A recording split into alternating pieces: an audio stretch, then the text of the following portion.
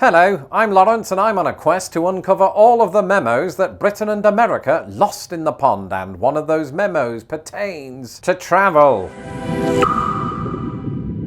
Specifically, travel between the two countries. And today, in what is the start of a two-part series, I will be giving my British subscribers some advice on what to know before travelling to the United States. And I know what you're thinking, ooh, Lawrence, I thought you didn't like giving unsolicited advice. And I don't. My team are making me do this because I'm a British and American citizen and therefore some sort of expert. And so since I have visited both countries on 4 billion different occasions, I suppose I might as well tell you what I've learned. And if you're watching this video and thinking, who the heck is this guy? That probably means you're not subscribed to this channel. So I've just got 2 words for you. Do that now. That's 3 words. In the meantime, here are 7 things that British people ought to know before visiting the United States.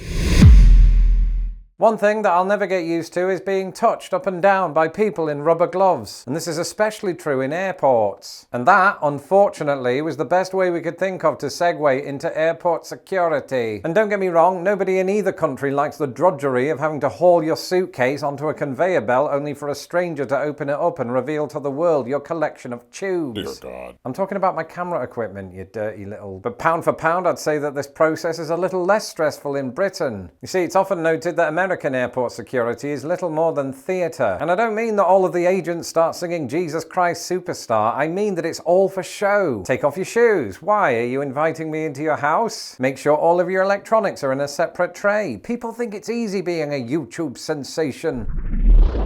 And then when you're done with all of that, make sure you pull your trousers back up after they fell down because you removed your belt. To be fair, that happened to me in British airports too. And then there's American immigration officers who sternly ask you questions like, what is the nature of this visit? What's your mother's maiden name? What's in the box? That was Brad Pitt in 7. My advice to you there is don't panic unless you're Gwyneth Paltrow. Again, it's theatre. Speak calmly, truthfully, and don't forget to project! Not that kind of theatre. People say to me, Lawrence, I want to visit America, and when I'm there I want to see New York City, the Grand Canyon, Niagara Falls for some reason, Texas, like the whole state, and then Disney World. Well, I've got news for you. Unless you plan to be here for 6 months or you own a time machine, that's not going to happen. Because that would be like 10,000 miles of journey time. So when visiting the United States, it's a good idea to pick one kind of micro-region. Then once you've got that down, figure out how you're going to get around. After all, I'm sure you've heard me mention before that America isn't as good as Britain when it comes to trains, buses and broomsticks. Depending on where you are in the country, your best bet is probably to rent a car. Then of course you'll have to contend with driving on the opposite side of the road, operating a larger vehicle than you're used to, and having no idea what some of the road signs mean. Either way, it's important to figure out all of this before visiting the United States so that you don't end up stranded on the interstate thumbing down vehicles like it's the 70s. I mean, that's how I met Chainsaw Jim, and I no longer have a shed. In this 21st century world, there's a good chance that when you visit America, you'll be bringing with you a little something called electronics. This might be a laptop computer, a mobile phone, or other things that vibrate. Either way, at some point, there's a good chance that you're going to need to insert it Dear God. into a plug socket. And here's the thing, on either side of the pond, plug sockets look different. How do I know this? Because I did a video all about it, and I've lived in both countries. Basically, American plug sockets are completely and utterly a little bit smaller than British ones.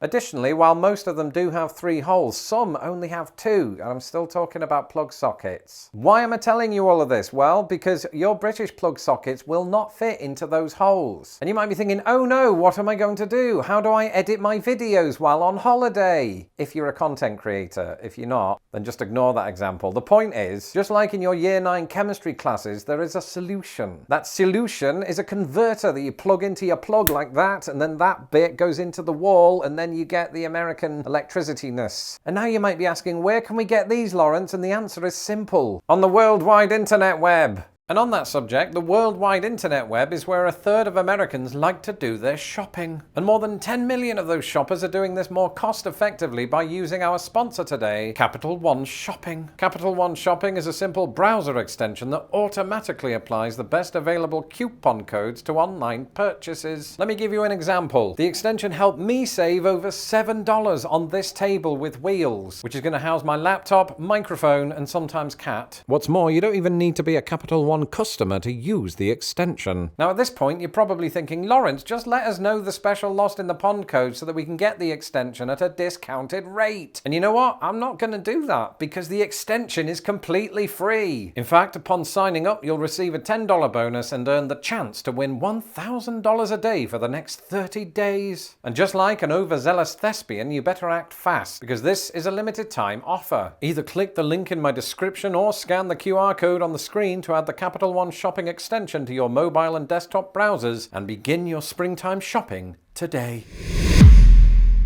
On the subject of purchases, there's one major difference between shopping in the UK and shopping in the United States. In the UK, you'll be used to walking through the shopping aisles and thinking, look at the price of that meat. It includes value-added tax. Isn't that amazing? Nobody actually does that. But that was my way of illustrating that in Britain, the price you see on the price tag is the price that you pay at the till. In America, which is still in this direction, this is not the case. In fact, the reason that I include this is that I discovered it as a visitor myself. During a visit to Portland, not the weird one, but the one in Maine, I bought a Beatles album because it's just something I do on every continent. And I was fairly happy to find that, oh, look at this. It's under $10. That is a bargain. So I take it up to the till, pull out a big $10 bill, not that big, all the cash is the same size, and say, here you go, have a bit of that, until she rings it up. And it says $11.57. All right, I'll pull out some coins. I mean, it's not that big of a deal, but it is a bit of a surprise when you first do it. One thing that stands out to me about people that visit the United States is that we do tend to visit the tourist hotspots. And this makes sense because they're tourist hotspots. They have the things you need like entertainment, shops. But we often forget that there are some lesser visited places that are also worthy of your time. Like for example, Mackinac Island, which is not pronounced Mackinac Island. Or instead of Orlando, Florida, check out St. Augustine, Florida. Said to be the oldest city in the United States and home to old Spanish architecture. Whatever it is, if you want to see America, don't be afraid to be a contrarian. It's okay to tell your friends back home, no, I didn't go to Las Vegas. We spent a week in Asheville, North Carolina, which is probably where the conversation will end, but you'll have had good memories. Most people are probably aware that the United States has a tipping culture, much to the annoyance of cows. But that tipping culture also extends to restaurants and bars, and British people for whom tipping isn't a requirement back home are often confused about how much they should tip. Well, in a sit-down restaurant where servers come to your table, it is recommended that you tip between 15 and 20% of the bill. So if the bill reads $75, then you add on $11.25 to $15. $11.25 to $15. And Lawrence, would you do this at Burger King? And the answer is no, because I don't go in Burger King. But if I did, the answer would still be no, because fast food restaurants don't expect you to. I hope. Otherwise, I've been a complete for the last 16 years. And for a beer at a bar, it's a good rule of thumb to tip between $1 and $2. Just don't get so drunk that you forget this step, like I did 12 years ago at the Doubletree in Westminster, Colorado.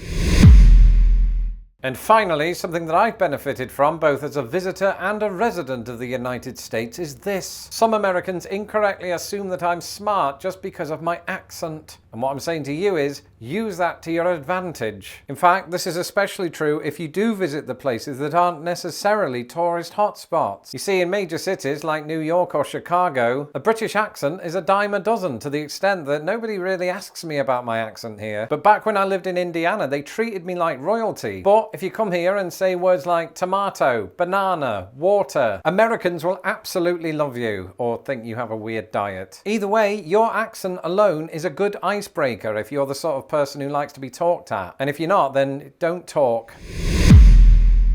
I suppose a bonus piece of advice would be, just have fun. America is a very surprising country with very surprising people. In fact, in part 2 of this series, I will be advising some of those people on what to know before visiting Britain, so click my bell if you'd like to be notified of that. In the meantime, a big thank you to my patrons who continue to make this channel possible. If you would like to become a patron of Lost in the Pond and support the work I do, you can do so today at patreon.com/lostinthepond or by clicking the join button below.